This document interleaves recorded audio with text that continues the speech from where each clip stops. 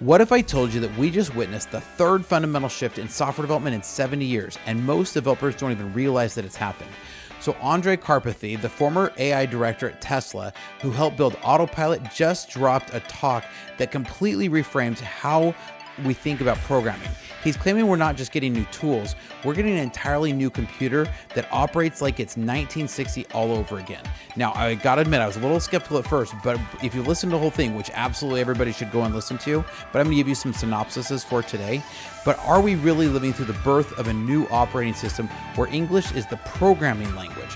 Why does Karpathy think 2025 is not the year of agents, but the beginning of an entire new decades of rebuilding software? And what does this mean for every developer watching this video right now? So let's dive into this today, because this is going to be a big one, guys. I promise this is going to be blowing up the internet.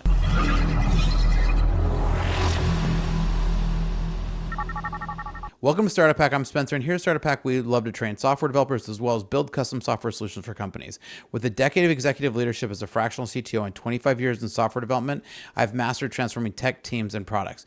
All right, so Karpathy just laid out a roadmap for Y Combinator that changes everything we thought we knew about the future of programming. Now, this is somebody you definitely want to be listening to. This is not some schlub. He has been around the block on this. He's not just talking about incremental improvements. He's describing a fundamental paradigm shift where we're essentially starting over with computing. So today I'm breaking down his Software 3.0 vision and what it means for developers who want to build the future. Now, Karpathy breaks down software industry into three distinct eras. Software 1.0 was traditional code that we write for computers. Software 2.0 was neural network weights where we train rather than code directly. Software 3.0 is the breakthrough, the large language models that can be programmed using natural English language instead of traditional programming syntax. Now, this isn't just a new tool. It's a completely different paradigm where your prompts become programs that control these AI systems. Now, hang on with me here, because this is where I got kind of skeptical of going, is this just going to be another guy feeding us a bunch of AI hype? Bear with me here, because I found this really interesting, and I really agree with him, and this goes along with everything I've been saying on this channel for a while. The wild part is that we went from 70 years of relatively stable software development to three fundamental shifts in the last few years. So I've seen firsthand that as we've started to use AI to optimize different configurations, our deployment scripts and a lot of other things started to become more natural. Now, we've worked a lot with this, but what took me years to learn in traditional programming language, new developers can now accomplish by simply describing what they want in English. Now, I know we're not quite there yet, and he definitely gets us to this, so bear with me here.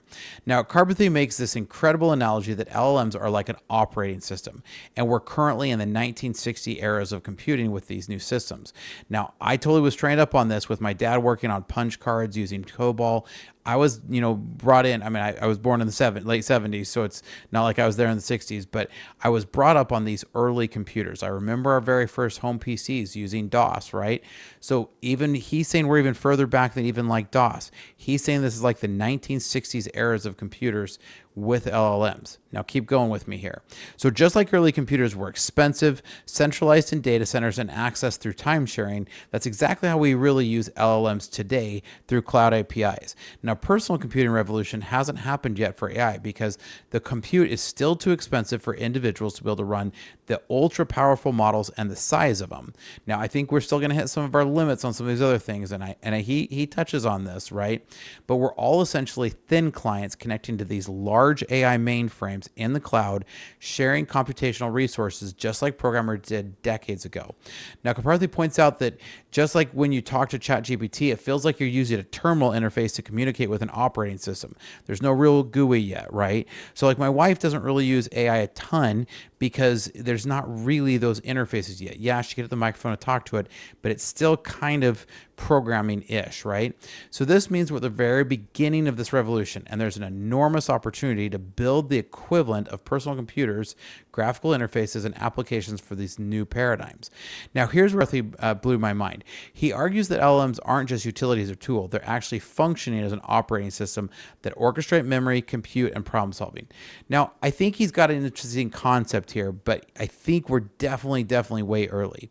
He's talking about the context window acting like memory, the LLM itself like the CPU, and it manages various capabilities and tools just like an OS manages hardware and software. You can run different applications on LLMs, operating systems like, take Cursor, for example, right? It runs on GPT, Claude, or Gemini, just like VS Code runs on Windows, Mac, or Linux. Now, the ecosystem is developing like the traditional computing. You have closed source providers like OpenAI and Anthropic, so think Microsoft and Apple, and open source alternatives like Llama, think Linux, right? So when major LLMs go down, Karpathy calls it an intelligence brownout. The entire planet literally gets dumber because so many people depend on these systems. Now, unlike traditional technology adoption, this goes from government to corporate to consumer. So it's kind of a different thing. And I'm not going to get way deep into that because I think we're going to be talking about this for a little while. But the biggest aspect of this software 3.0 is that programming is now accessible to literally anyone who can speak English. Now, I think we're a little ways from that. Can they vibe code? And yeah, he gets into this, right? But he's saying there's no more 5 to 10 year learning curve that somebody who really wants to jump in and learn the software, that this can reduce down to a year or two. And that's where I totally agree with him. I think we're now at a phase where people who can dive in, work hard in a year or two, can get to programming much faster. Now, do they know all the principles and everything? Absolutely not. And he talks about all the guardrails that we're going to need to put up there. So bear with me here, right? He's the one who coined the term vibe coding. And yet at the same time, he's the first person to say, and he talks about in this talk about where vibe coding is at today.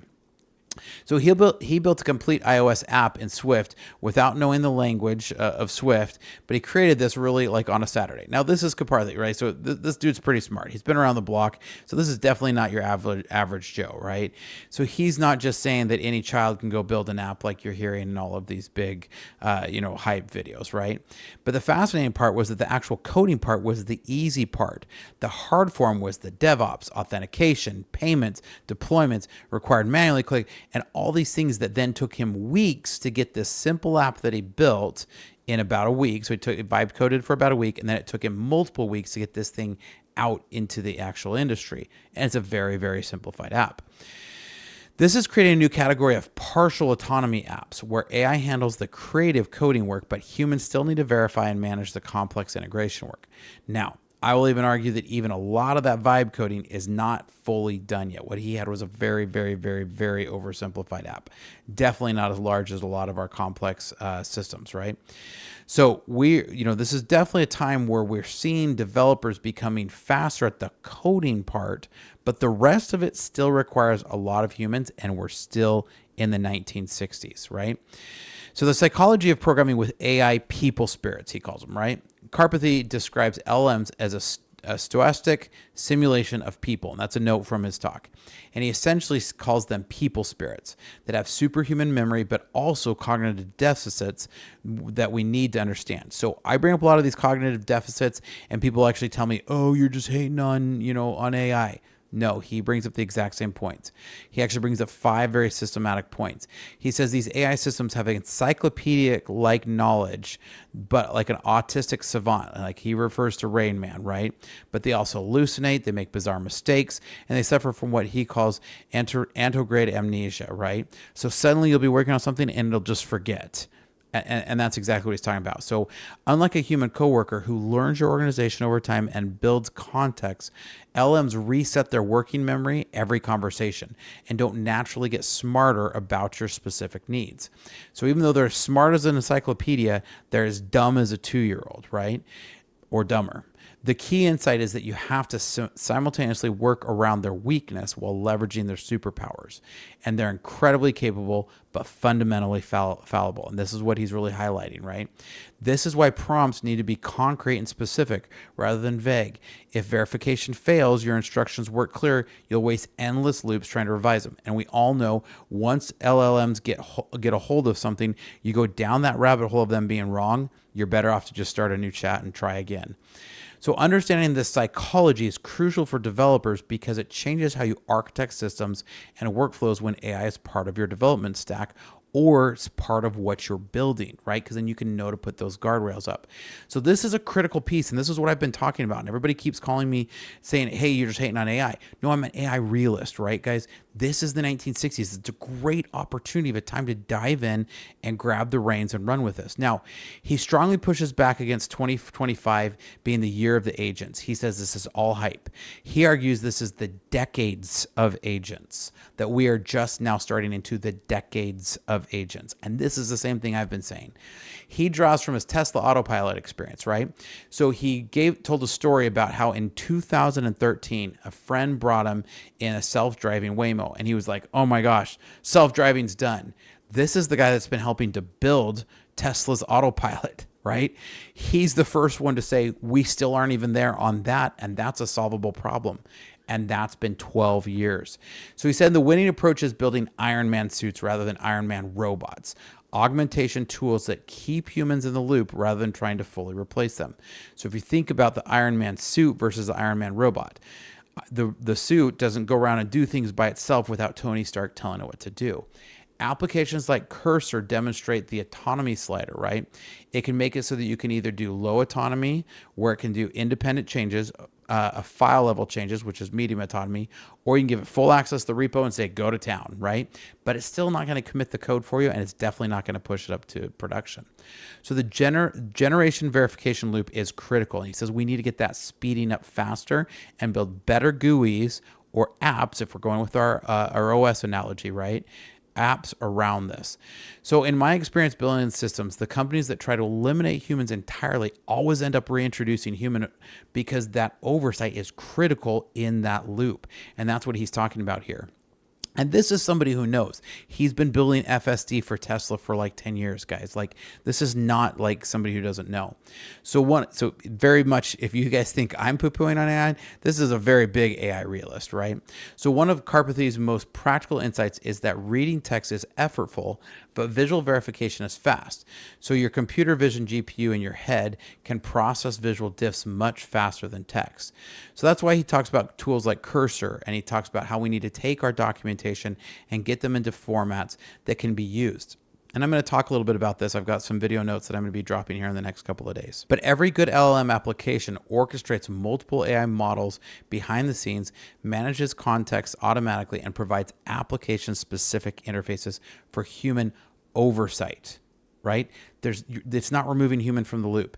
Anytime you're talking about removing humans from the loop, you're going off track. Traditional software interfaces designs for human to be rebuilt, and we need to be able to figure out how to work together with these AIs to superpower ourselves, the same way that Tony Stark's suit made Tony great, right? It's a great analogy. Karpathy envisions a future where AI agents become primary consumers of digital services alongside humans, requiring entirely new infrastructures to approach, right? So he definitely talks about the limitations with security and with a lot of other things, right? And he goes through a lot of the different problems that we have and how it can consume data today. So we're going to have to fundamentally change the way we even store our data in order to make it more useful, because his idea is to meet the LLMs halfway. So while we can learn to click through interfaces, it's a lot more efficient if we provide direct API-style access to these LLMs. That's going to take entire infrastructure changes, right? So Karpathy's personal experiences with, he gives this example of the app that he's been trying to, that he vibe coded and got, try to get online, right? So he says the problem isn't coding anymore. It's every other step in the software development process. Now, again, he coded something from scratch. This is the same guy that's been working with FSD for 12 years, right? This guy understands that integrating existing systems is critical. And he says that companies that can try to automate the last mile of the AI problems are the ones that are going to be super successful here, right? Because again, think of LLMs as the operating system, right? Now we need the applications that are going to go on top of it. It was great when Apple came out with iOS and the iPhone, but what made iPhones great? It was the apps, right? That's exactly what he's talking about here. So just like Software 2.0, neural networks gradually replaced traditional code at Tesla Autopilot, Karpathy sees Software 3.0, LLM-generated code eating through existing software stacks. The pattern is consistent. Newer paradigms don't just add features, they fundamentally replace how we approach problems and often eliminate large amounts of traditional code. This creates opportunities and risks. Developers who understand multiple paradigms can choose the right tool for each problem, while those stuck in old approaches are going to get left behind. So we're seeing GitHub repositories that are increasingly mixtures of traditional code, AI generated code, and natural language instructions. So the boundaries between code and documentation are blurring, right? So smart software developers are learning to be fluent in all three paradigms, writing traditional code when precision is needed, training models when data-driven approaches work better, and prompting LLMs when flexibility is paramount. So in my years of development, I've never seen such a fundamental shift in how we look at programming, and it's going to happen really fast, but we need to be on top of it. Now, when I say fast, don't get me wrong, I'm not saying, oh, by the end of the year. None of that crap. The decades of agents. This is going to take a long time, but it's a huge opportunity for those who are willing to grab this. Now, Karpathy's vision suggests that the traditional 5 to 10 year learning curve for software developers is collapsing. Anyone who can communicate clearly can start to learn some of these processes. This doesn't eliminate the need for professional developers. Instead, it changes a lot what we need the developers to doing. So it doesn't matter, like we're way past the time of memorizing syntax of code, right?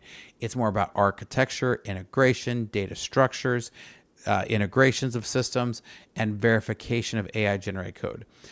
Now, again, there's a lot of existing systems out there, and that's going to take a lot of the software 1.0 phase to get us into.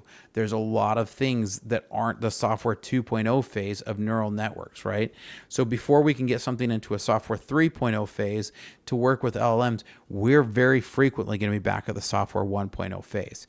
And that's the part he didn't touch on a lot here, that I think maybe his time at higher level management working with Tesla's FSD on neural networks is probably true, but I think there's a ton of business apps out there that are still going to need that software 1.0 to get us to that software 3.0.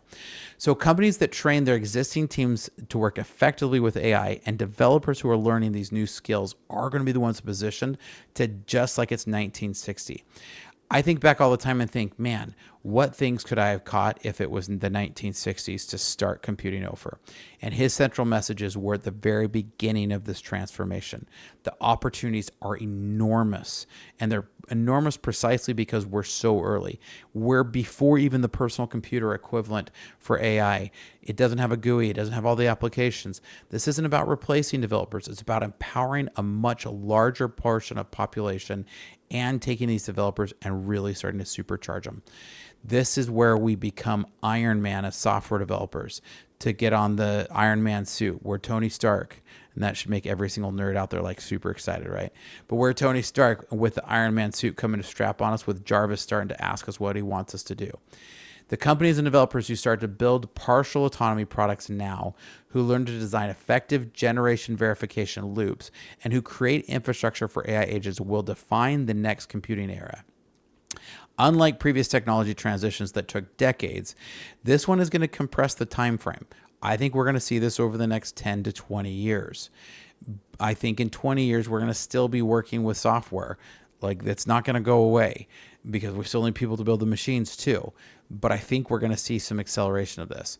So as Karpathy puts it, we get to build it together. This is our chance to participate in creating an entirely new computing paradigm rather than just using tools that we've built. Now, what are your guys' thoughts? Do you agree? Do you disagree? Y'all, the best compliment you guys can give me is to leave a comment down below, even if you disagree with me. Here at Startup Hack, we love to train software developers in our coding boot camps, as well as to build custom software solutions for companies. Now, I know, given what I just talked about for the last 20 minutes, y'all are gonna be like, "What? You still want to train software developers?" Heck yeah, I do. This is an exciting time to get into software development. This is an exciting time to make sure your company is running efficiently so that you can take on this amazing opportunity. So if your company is already lagging behind and already have stacks of tech debt, that's not going to help you get into the AI era, right? We got to work on this together, as Karpathy says. So hit me up at starterpack.com/Spencer, because we'd love to help you out. Now, what are your thoughts? Here's some great information about some of our services, and I will catch you guys next time. Hi, my name is Spencer Thomason, and I'm a fractional CTO. With over a decade of executive leadership and a solid 25 years in software development, I've mastered the art of transforming technology teams and products. So what is a fractional CTO?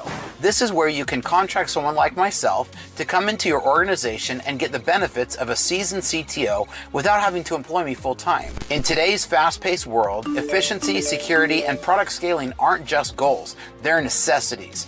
My passion is building impactful products and enhancing organizational efficiencies through technology. From startups to small businesses, my approach leverages lean methodologies to not just meet but exceed your strategic goals. Whether it's through executive mentoring, cloud system architecture, or launching a minimum viable product swiftly, my aim is to make a significant impact right from the start. Recognized in the Arizona startup ecosystem, my journey has been about creating value and fostering innovation.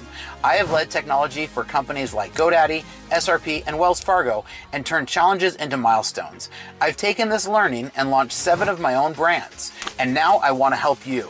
So if you're looking for a fractional CTO who brings a wealth of experience, strategic vision, and a proven track record, let's connect. Together we can build technology that not only drives your business forward, but also makes a difference. Technology leadership redefined to fit your needs. So reach out today.